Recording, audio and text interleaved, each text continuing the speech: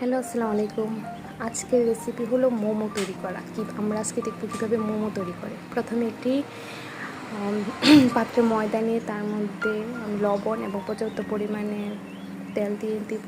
তারপরে পরিমাণ মতো পানি দিয়ে একটি ডো তৈরি করব। এটা আমি রেস্টে রেখে দিব। আর এখানে আমি নিয়ে নিয়েছি মুরগির বুকের অংশ। এগুলা আমি কিমা করে নেব। আমি ব্লেন্ডারে কিমা করে নিয়েছি।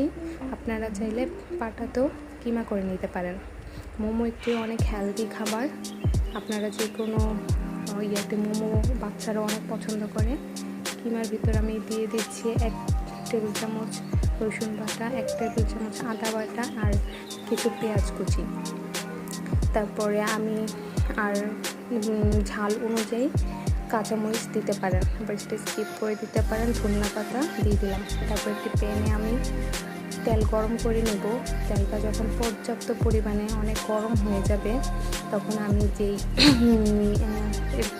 চিকেনটা নিচ্ছি এটা ভিতরে ঢেলে দেব। এখানে আমি মোমো শিটটা তৈরি করতেছি। মোমো শিটে আমি প্রথমেই বেলে নেব। এই বেলে নেওয়ার পর এটা পাতলাও হবে না, মোটাও হবে না। তারপরে এর মধ্যে আমি কিমাটা দিয়ে দিচ্ছি। কিমাটা পর্যাপ্ত পরিমাণে দেওয়ার পরে হাতের মাধ্যমে আস্তে আস্তে এটাকে বটে নিতে হবে। আমি যেভাবে বটতেছি দেখতেছেন, এইভাবেই আস্তে আস্তে করে পুরাটা বটে নেবেন। তারপর একটা মোমোর আকৃতি হবে। তারপর আমি এগুলো সাইডে রেখে দেব। আমি আজকে 2 ধরনের মোমো তৈরি করব। একটি হচ্ছে ফ্রাইড মোমো, আরেকটা হচ্ছে যে ভাপ দিয়ে যেটা তৈরি করে আর কি, ভাপ মোমো।